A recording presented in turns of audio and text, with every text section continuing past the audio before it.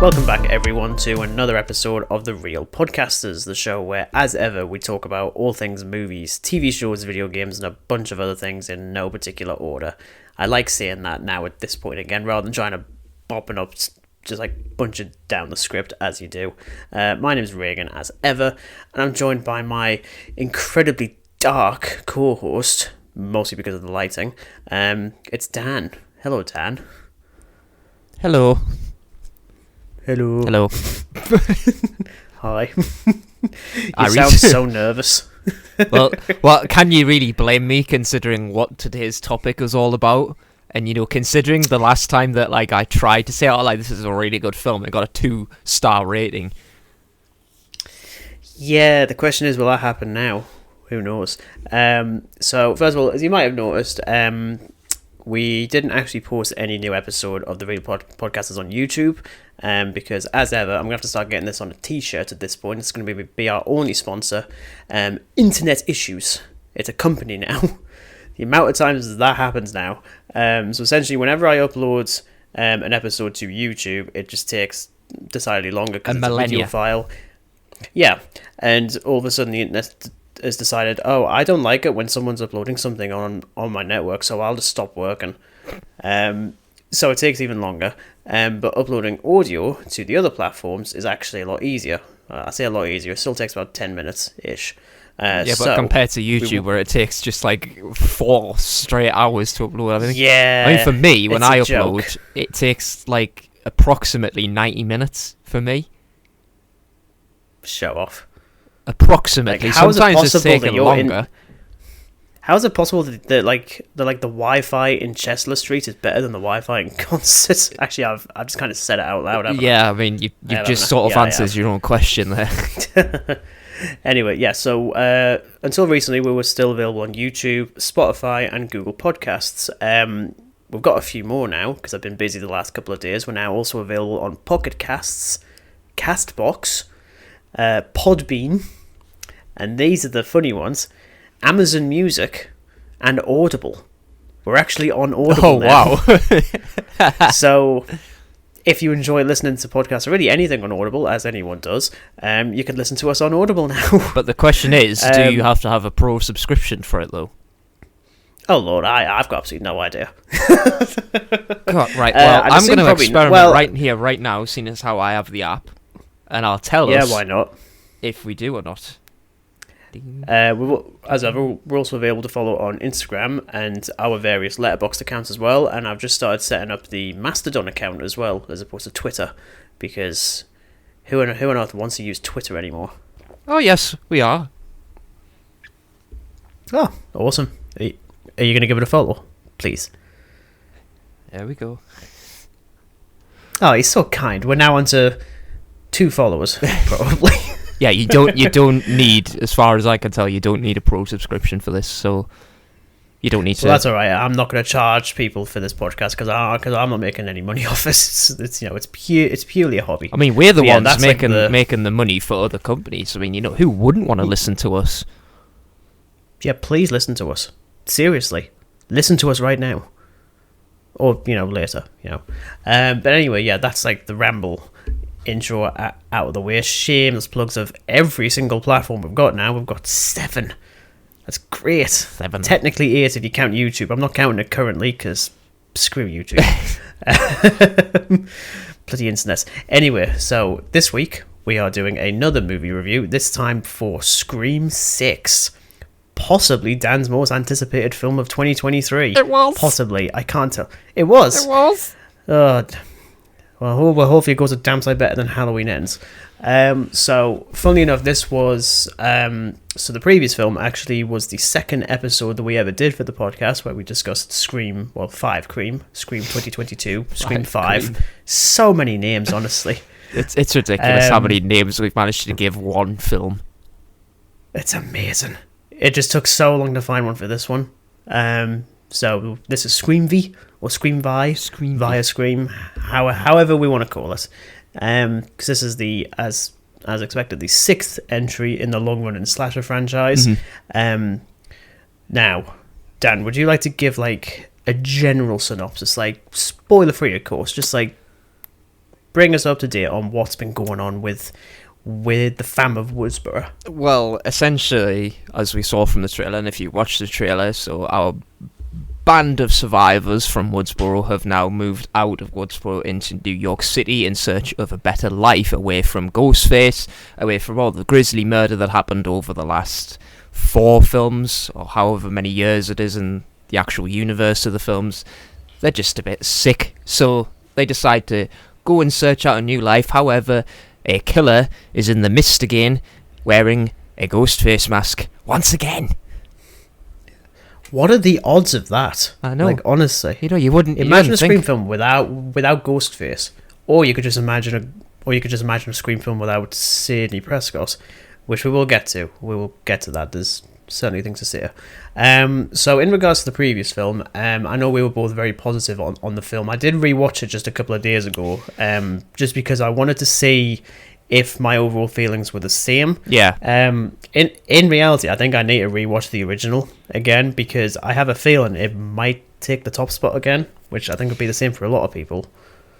I mean, I rewatched every single Scream leading up to Yes, you bloody did. Scream 5, because I went to see it on my birthday, the 8th, and funnily enough, it came out on the 8th at 1 minute past 8 o'clock in the morning in the UK, apparently. 1 minute, as opposed to 1 minute past midnight. Yeah, that's very, very weird. Weird. Strange. 1 minute past... What? Yeah. Okay. So go, like, when Scream 5 had finished, obviously, you know, in cinemas, like, we'll be right back. Well, the one in view was just the poster of Scream VI, or Scream Vi, or Scream 6, depending on your preference. And it basically said that, like, you know, it came into cinemas at 1 minute past 8, and I was like, what a weird time. You'd think it would be, like, midnight or something like that. I mean, Scream 5 hasn't changed for me. I still really like it. So, in regards to Scream 6, both of us have kept our opinions on the film pretty close to the chest. The only thing that you've said is that your girlfriend hated it. So I'm gonna throw I'm gonna throw your opinion into it first. I want to know what you thought of Scream 6. There was no doubt that I was gonna like this no matter what, because I knew it was gonna be good because of obviously the same directors and pretty much the same cast going into a sequel. Mm-hmm. Now, if we're gonna rate it, I'm still very unsure of where I stand in terms of rating. I've given it a 4 out of 5 for now. It might go higher upon a rewatch, because I did really like it. So again, it's just... And you will probably go back and watch it again. I would. You know what it is? I would happily go back to a cinema and see it again. Like, there's no issue there at all. Like, it's not one of those films where I'd say, oh yeah, I've saw it in the cinema, I'll just wait till it comes out. No, I would see, like, Scream 6 as many times in the cinema as I possibly could. It was that good. Wow. Well, that's definitely a plus, because I think I would have hated this episode immediately if it was just another Ant-Man 3. Yeah. Dan hates it. Thank you for listening to the Real Podcasters. Mm-hmm. Okay, well, that's alright. For me, it was actually quite interesting, because I didn't actually write my review until literally about 7:30 this morning, actually. Right. So I'm like 2 days behind, and I haven't actually posted it yet. It will be posted by the time this episode goes out. And, you know, it's like anyone says, it would be easy to assume that Scream 6 would absolutely start to show the franchise's age at this point. Like, it's, 25 years or something? Yes. After the first film. But, like many characters in this film, this franchise continues to get back up and remain pretty solid, especially around, like, the abdomen, despite being stabbed many, many times. Certainly around that particular area. But, yeah, overall, I very much enjoyed it as well. I don't think it's as good as the last one. It's got a few issues that I'll talk about when we delve into spoilers a little bit later. Mm-hmm. But overall, it's still fun. To be honest, that's a big thing, especially for a slasher franchise that's been going on. Yeah, I was about to say, like, considering it's a slasher franchise, it's usually like around this time when it just goes absolutely tits up, more or less. I mean, like, look at Halloween. I'm looking at the Michael Myers. Yeah, I'm looking. That was what I was thinking of. Hey, what another reference in the freaking Halloween 4. Yeah, it's usually like around the 4th film where it goes downhill, but Scream is the total opposite. Yeah, it's probably one of the more consistent franchises out there, save for Scroforum, which when I look back on my rating of it, I gave it 2.5 out of 5. So that's the only one that I don't particularly like.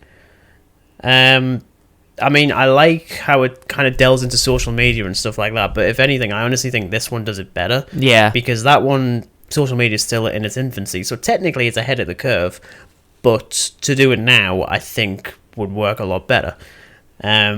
In terms of the commentary stuff, as I said, that's more of a spoiler thing anyway, which we'll get to in a little bit. It kind of lost me in a few places. I thought it was a bit of a leap of logic. Right. That being said, what the commentary actually is wasn't what I initially thought it was going to be, the way people were talking about it. I thought, that is absolutely pushing the limit of my brain power, because that is not how life works at all in the movies. I'm sorry.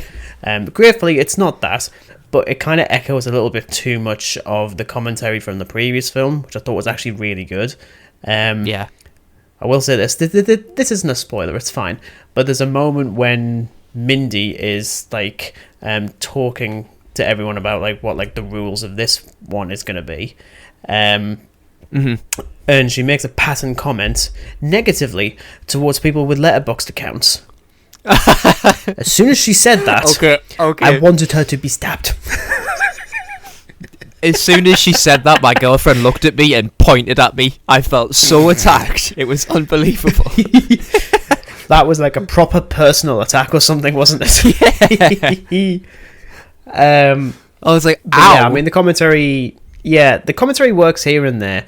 Ghostface is easily the most angry I've ever seen Ghostface in the entire franchise. He's just an absolute unit of a serial killer this go around.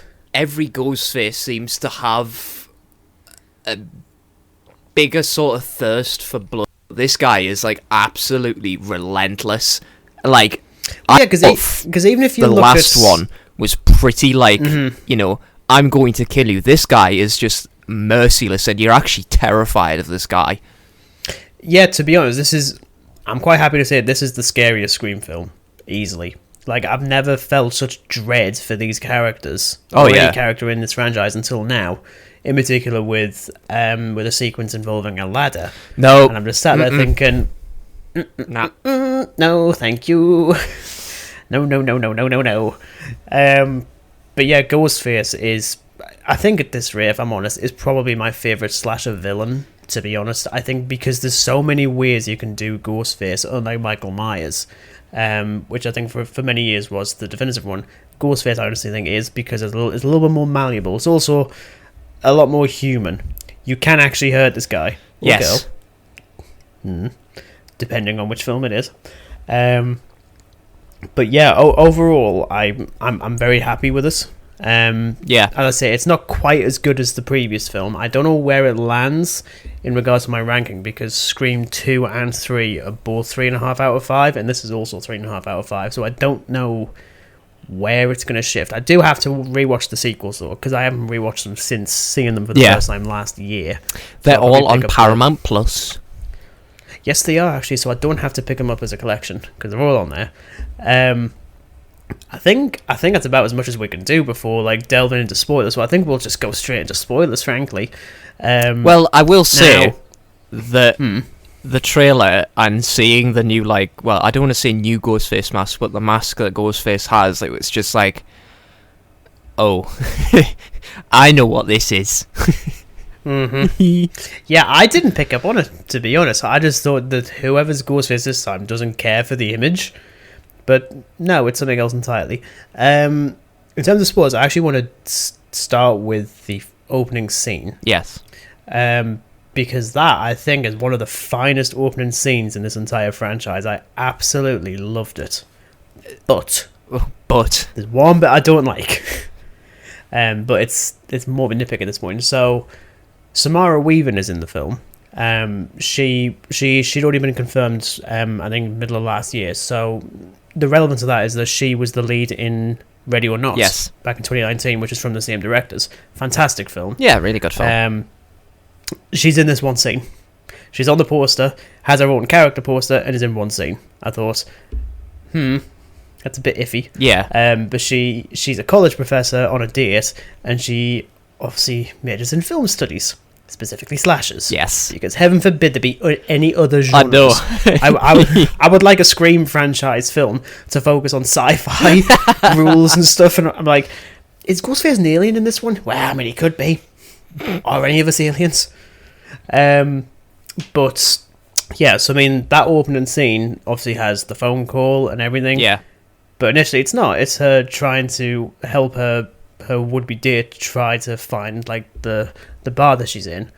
They're having like a nice rapport back and forth. It's really cute. So eventually she's going to step outside and step into the alley. Yes. And is mercilessly killed. Yeah. And then Ghostface removes his mask. And everyone in the cinema that was with me just went, I genuinely thought, right, and bear in mind, this is Flash Thompson now. Yeah. Flash Thompson went nuts when he realised that Peter Parker was Spider-Man. See, you just cracked. New York. You just cracked. Oh, yeah. What I actually thought the film was doing then, especially because it cuts to the next scene, and Tony Revolori's character is a student at the same college that Tara Carpenter is, Jenna Ortega's character. I honestly thought the murder mystery aspect was going to be gone, and we'd know Ghostface's identity for the entire film until they did. Yeah. I don't like that, because it kind of ruins the whole point of Scream, but I thought that's actually quite an interesting idea. I did think that was going to be go. the entirety of the film, and if that was the case, I would have absolutely hated it, because, again, you take away that whole mystery aspect of it. Like, if the killer is, like, amongst you, I mean, yeah, like, works in other things, but with Scream, absolutely not. It would not work in any particular way whatsoever. Despite it being interesting, it just would not work. And then he goes back to his dorm, and then he's killed by the actual Ghostface when he finds his roommate in several lunch boxes and stuff in his fridge. Nice. Very, very several nice. Tupperware. At least he's separating it. Yeah, in several... in a load of Tupperware. Yeah, loads of Tupperware. Like, there is just a head in a box. There is, yeah.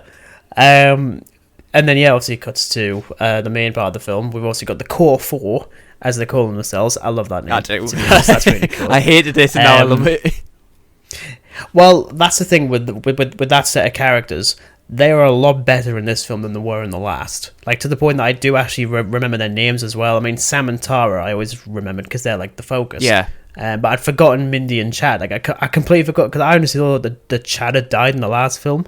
Yes. Funnily enough, he almost dies in this one, and you think he's dead, but no, he survives until the end. I'll get to that. But everyone's really good here. In particular, Melissa Barrera. Yes. I think she absolutely steals the film. Which I say steals as if that's unexpected, but you know, she is the lead. It's actually interesting because I mean, I've written this in my review on Letterboxd. What I actually feel like this film does with Sam is essentially what they try to do with Halloween Ends last year, in terms of dealing with where evil comes from, who is actually evil, this film does it way better, because we're dealing with a character that's dealing with quite a bit in terms of trauma. Just a smidgen, you know. Yeah, and of course Billy Loomis pops up every now and again as a vision. It's so weird seeing that.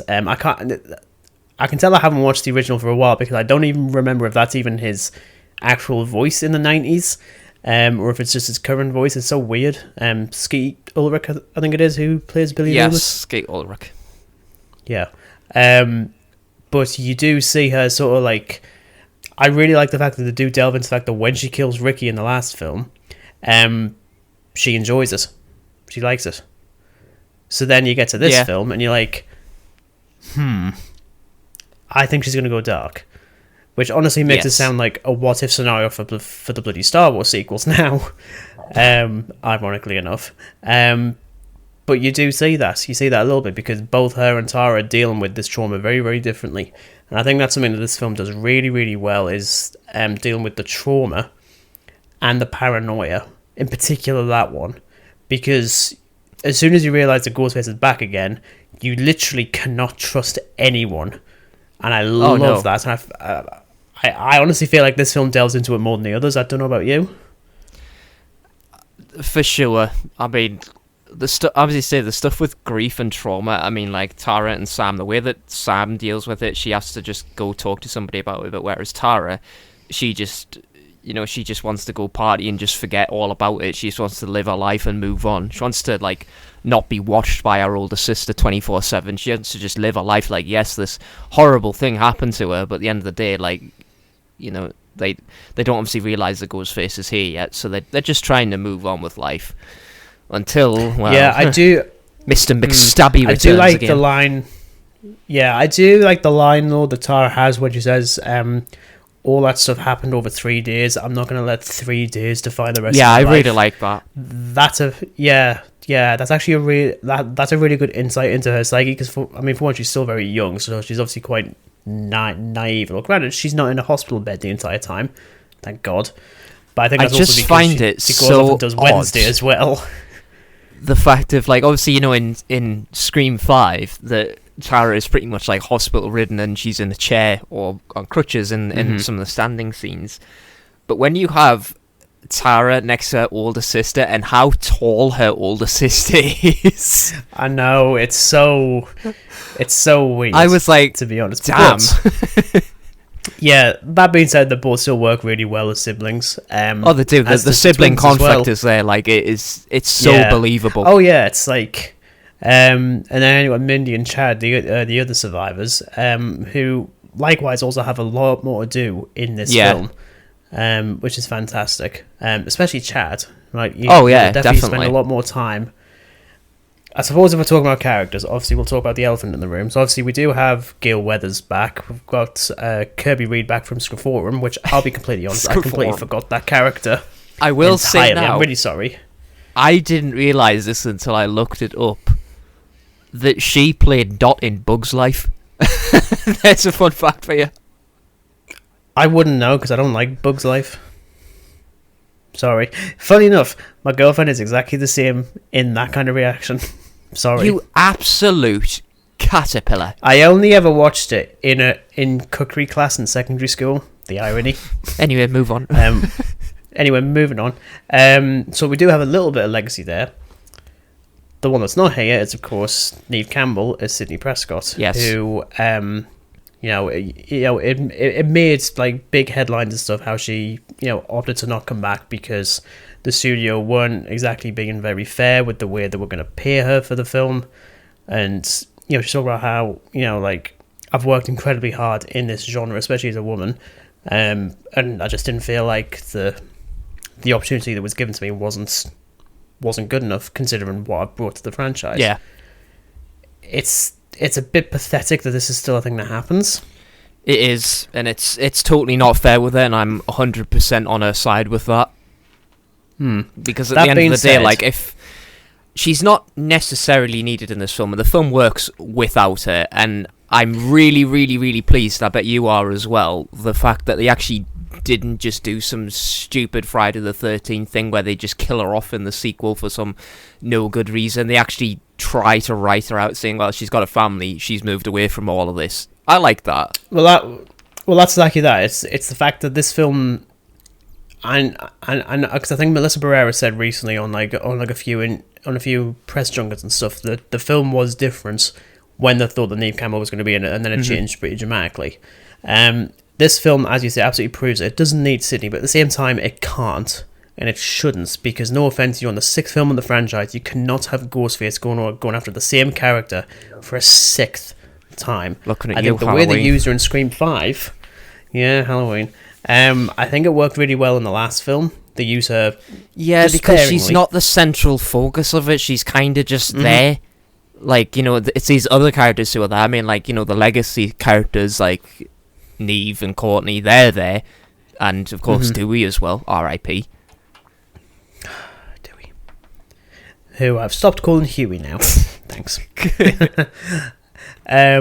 But yeah, so I do appreciate the fact that the film still actually develops the core 4. Yes, because it would have been easy for them to just not bother and then say, oh well, we couldn't do this without Neve.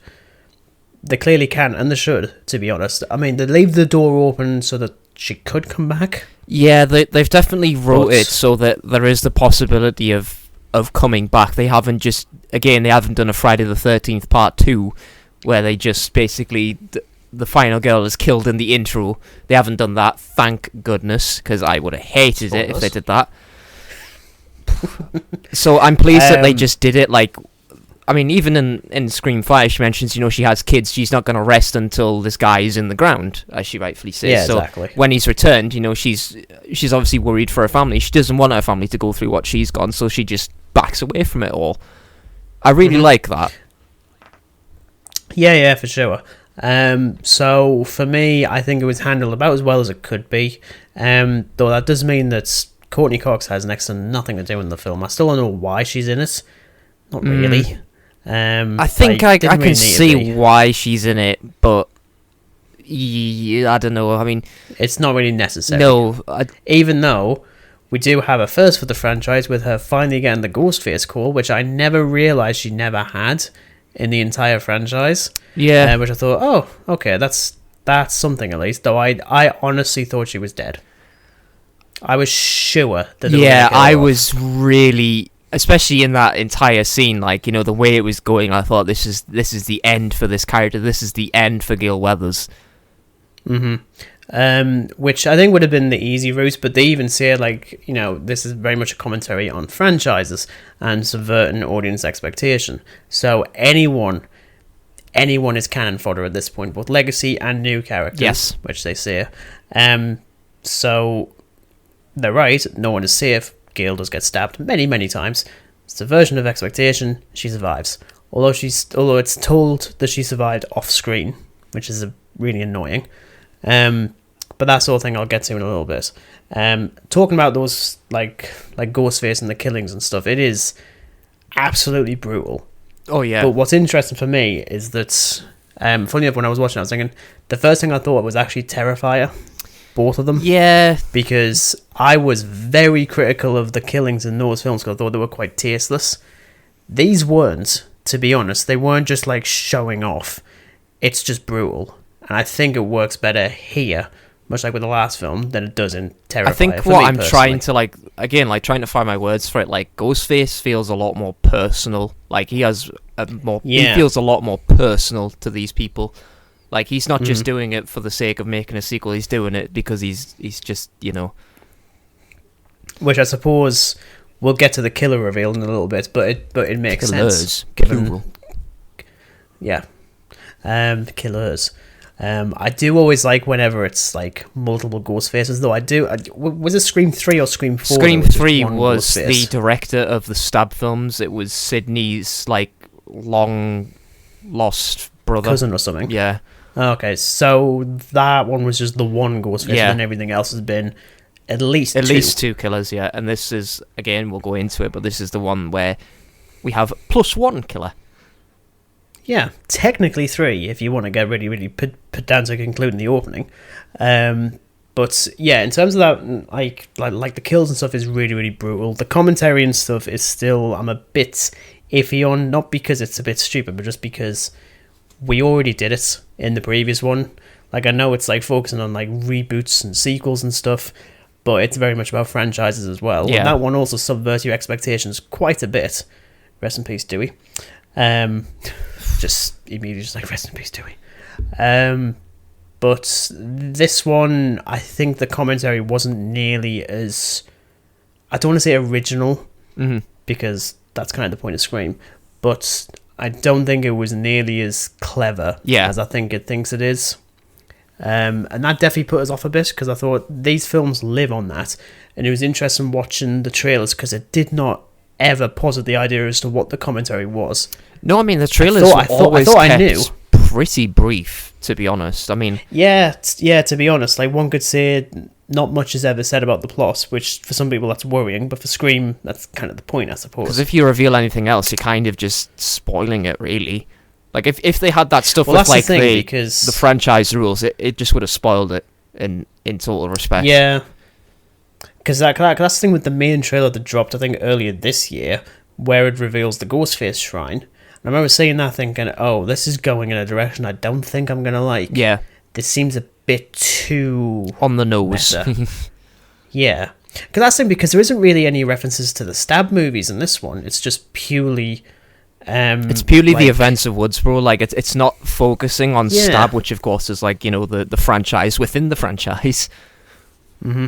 Which I've always loved that as an idea. Great as well. Like, I really do like it. Like, especially, like, in seeing it in Scream 3 as well, when they're on the set of it and stuff. It's great. Oh, God, yeah.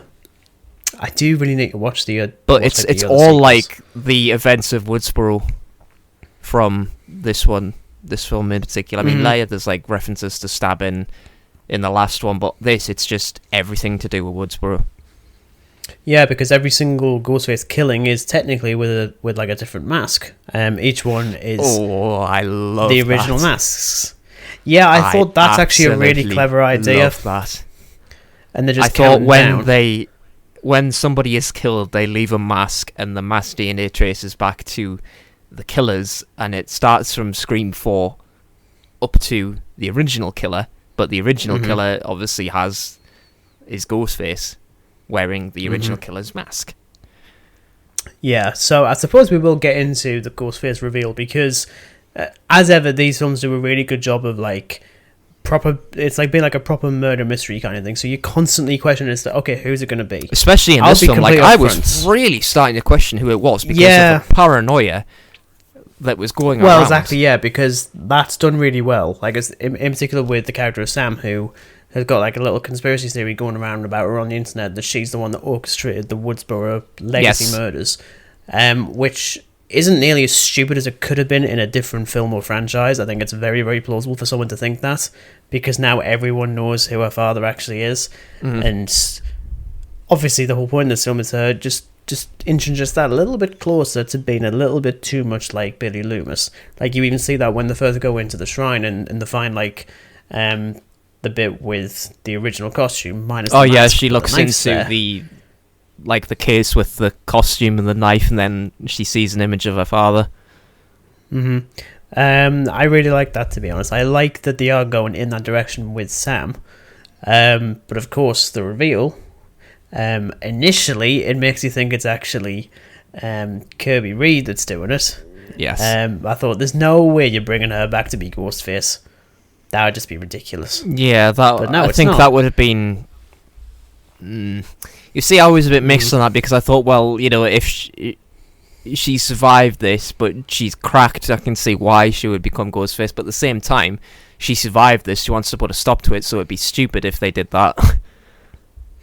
Yeah, exactly. But in reality, who it is, as ever, it's two. It's Chad's new roommate, Ethan, and the detective's daughter, Quinn. The ghost faces this go around. You're also forgetting one. Yes, I was getting to that. Making sure. Yes, I know. And is Detective Bailey, who's orchestrating the entire thing, who his other son was Richie. Yes, from the previous film. Now, that one I quite liked. I mean, the reveal is a bit iffy, like, just in the way it's like written and stuff, but I like the idea that it's a familial connection again, much like with Scream 2, with Mrs. Loomis being one of the Ghostface killers. Yes. And I suppose, in retrospect, it makes sense, because they do make a big deal about the fact that evil runs in families, in particular with Sam and Billy. So immediately I'm like, oh, we're going to get a familial thing now, aren't we?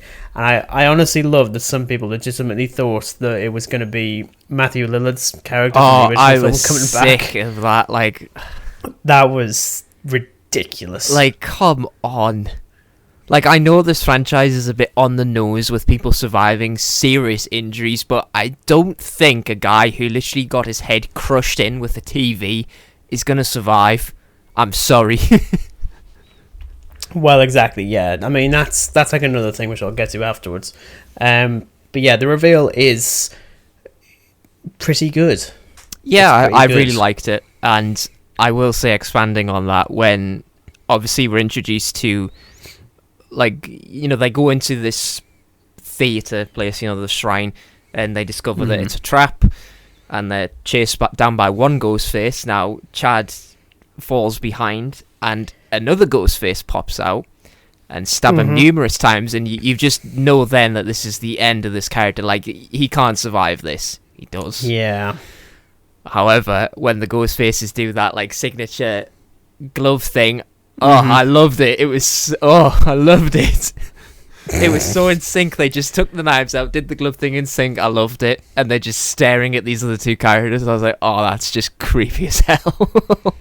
Yeah, it works really, really well. But in reality, we now know why they've been counting down. It's because they want Sam to be Ghostface as well. They want her to put on Billy Loomis's Ghostface costume. Yes, it's like almost to complete the legacy of Ghostface, really. I was just getting like major Ray vibes from the bloody Star Wars sequels. Like, you are doing exactly what they should have done with that character. And they do. Like, by the time that the other two Ghostfaces are dead and the only one that's left is Detective Bailey, she's the one that calls him with the voice recorder, starts taunting him and messing with him, and we find out that she's the one in the Ghostface mask and completely just goes to town on him. Yep. And seeing Tara's reaction as well to seeing her sister in the Ghostface costume was very, very eerie. I think if you do a Scream 7, they're absolutely going to deal with the fact that Sam enjoyed that a little bit too much again. I mean, it was and just I have my so theories brutal. But do. then again, this is what I love about the franchise, that it takes in horror cliches and tropes, and it takes the piss out of them, but it utilizes them as well. Oh, definitely. Like, I mean, obviously we'll get to the post-credit scene, but it's like every sequel you have to up the body count and you have to do more with the gore. And this does it. Definitely. Like, it's so brutal. I mean, the ladder thing in particular, I mean, that was just sending my anxiety through the roof. Yeah, to be honest, that scene, it isn't the most terrifying scene in the film. For me, I still think it's the one that we first got glimpses of in the first teaser trailer on the subway. I definitely agree with that in particular, where it's brilliant. With the lighting and the flicker, and then like the ghost face just starts moving around. It's terrifying, and all you can see is just the silhouette of the white mask. It's terrifying. Well, that's the thing as well with that scene, because we don't see Mindy actually die. That's the thing. But then they reveal that Ethan is one of the ghost faces. So I honestly thought that the other one was actually going to be Mindy. And even the characters think that. They even say Mindy. And I'm sat there thinking, that is genius if that's the case, but I'm not convinced they would actually go in that direction. And they don't. But it really gives you the idea that they could do that.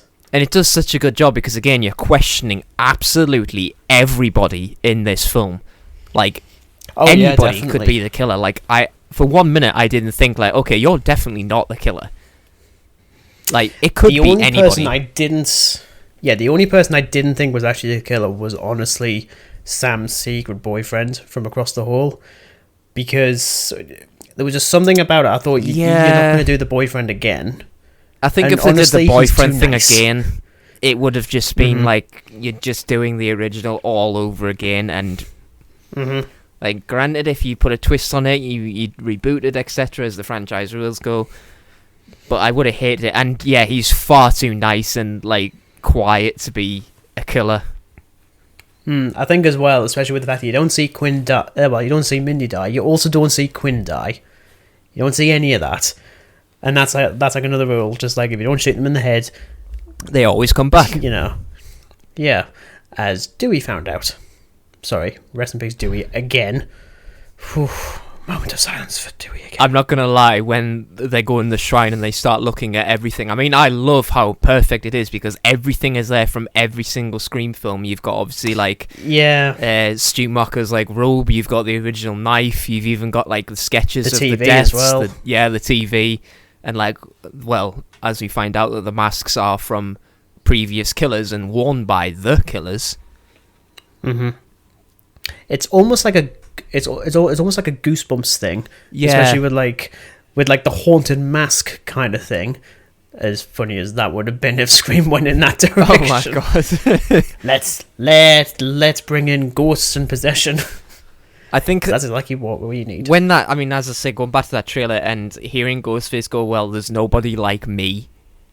That's what gave it Yeah. the twist that it needed, because again, this Ghostface is just absolutely relentless. I mean, this is the first time that Ghostface has used a gun. I'm sure Ghostface must have used a pistol at some point. I feel like they would have done. Although technically... I think it's only technically when they're unmasked that they've used weapons, Yeah. but like, I'm referring to obviously the, again, in the actual teaser trailer. costume, yeah. Yeah, when he's in the costume and they go into the store running away from the killer. And the And he shotgun. Yeah, and the shotgun. That was... Yeah, you know what? I was getting like serious Jurassic Park vibes from that entire scene with him being the raptor. Well, yeah, because it's like everything, like the floor, like with the glass and crunching and that, and you're trying to be super quiet.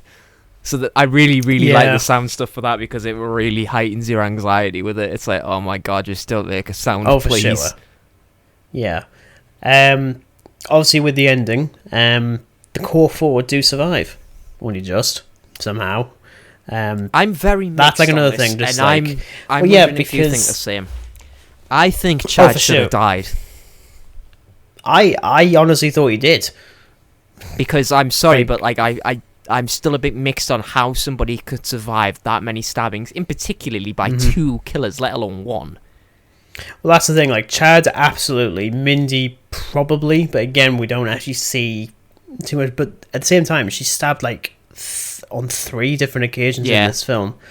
And I'm sorry, but there's no way you survive on all that, even if it's over the course of a couple of days. Like blood loss, at least. Yeah.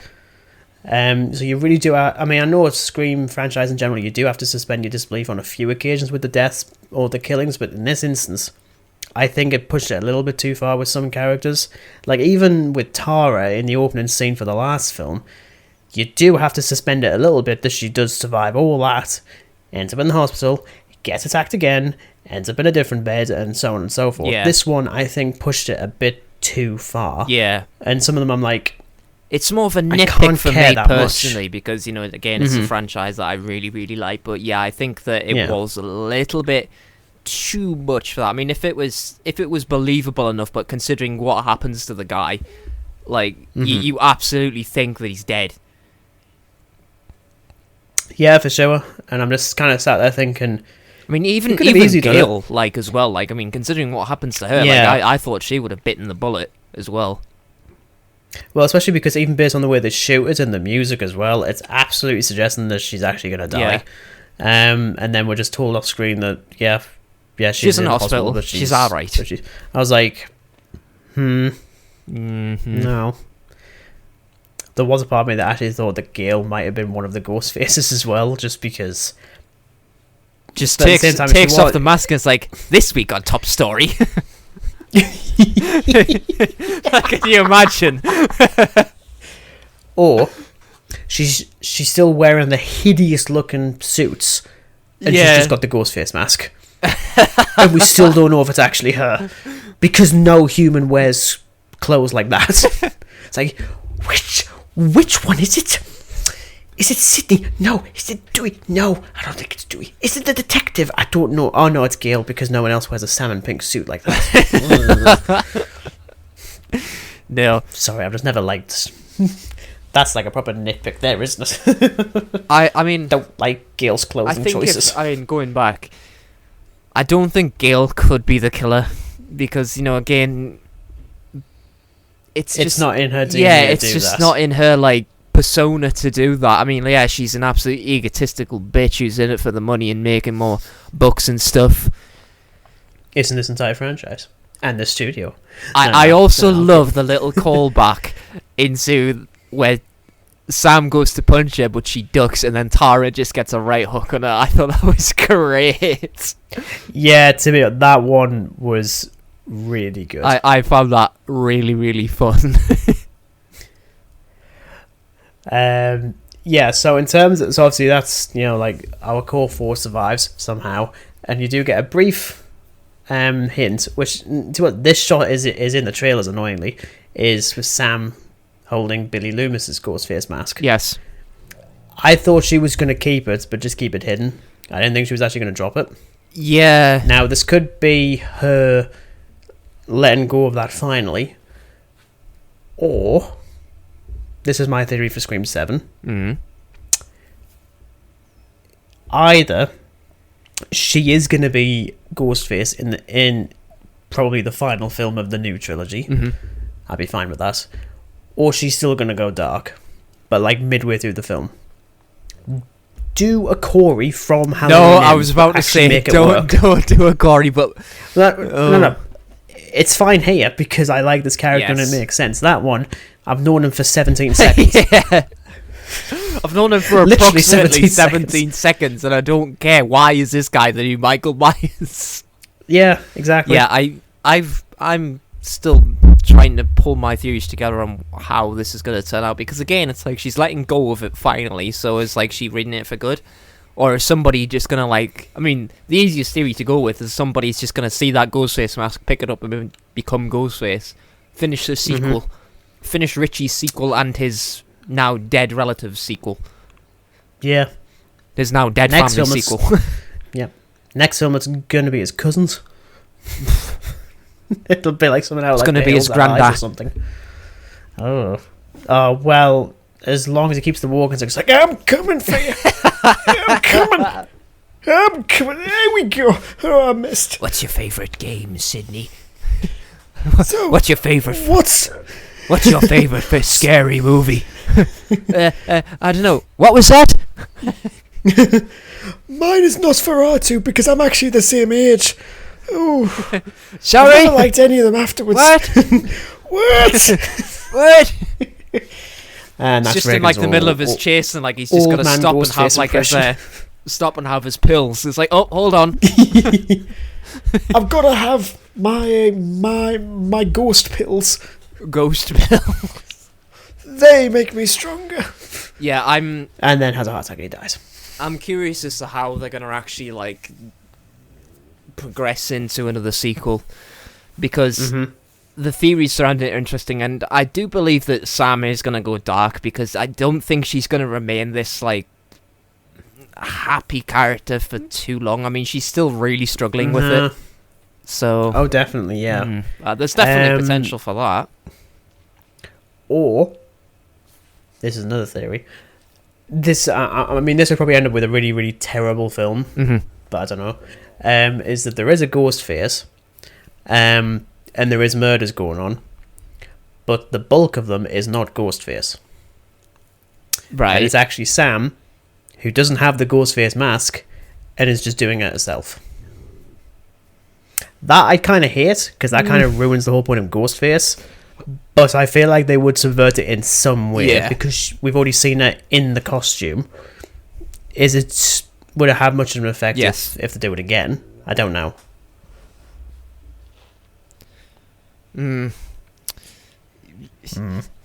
I think it would just be crap, to be honest. Like if they went in that direction. Yeah, you know that. Because again, you're that is doing a absolutely fine. Halloween It's like- Ends. I'm trying really hard to not make it sound like Halloween Ends, but I do honestly think they are gonna take something from that Like and use it with Sam. if which they do that's something fine like if it works that, with her. I would generally like it, because I know that it isn't going to be Halloween Ends. Because for starters, there is a character in this who I've known for more than like 17 seconds. Like, you know, In this fact, character has a for at history of least trauma. 4 hours. Little emo Corey pissed off because he can't get his love life. Well, he is. He's just pissed because he can't run off with Alison and be all happy and dappy. No, Laurie just has to stop him. Yeah, heaven Gosh. forbid. I hate that film. I love Corey, honestly. I know you hate that film. I hate it. Love The Mask, hate the film. Yeah, the Mask is good. The score is fantastic. Performances are excellent. It's a shame about the rest of the film. Yes. This one, everything's still pretty solid. It's just those little nitpicks that stop it from being at least as good as the last one. That being said, I'm pretty sure you have the last one as like a 5 out of 5 as well. Which is I mean, if you want my ranking of it, ludicrous. the original is 5 out of 5. Then it goes Scream 5 with 4.5. Then it goes to Scream 6, then Scream 2, then Scream 4, then Scream 3. Yeah, actually, I can remember you saying that you preferred 4 over 3, but I preferred 3 over 4. I still do, and again, like I watched like all of them, and I still prefer 4, but only slightly.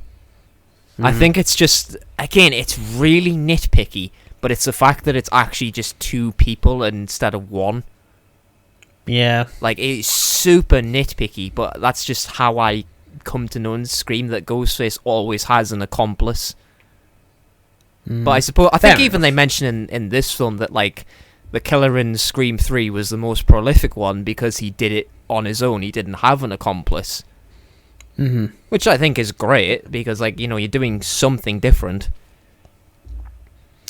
Yeah, to kind of paraphrase the Fast and Furious film, it's all about family. No. I knew you were going to do also makes that joke. I was waiting for it. You're never going to be able to break up my family. Scream 7 is going to be Vin Diesel as Ghostface. It's going to be the biggest Ghostface ever. What, it's going to have Ghostface racing through the streets of New York City in a Lamborghini and just going, it's for family. Yeah, I like He's that. killing people for family. It's not a sequel, anything like that. He's just killing people for family. Right.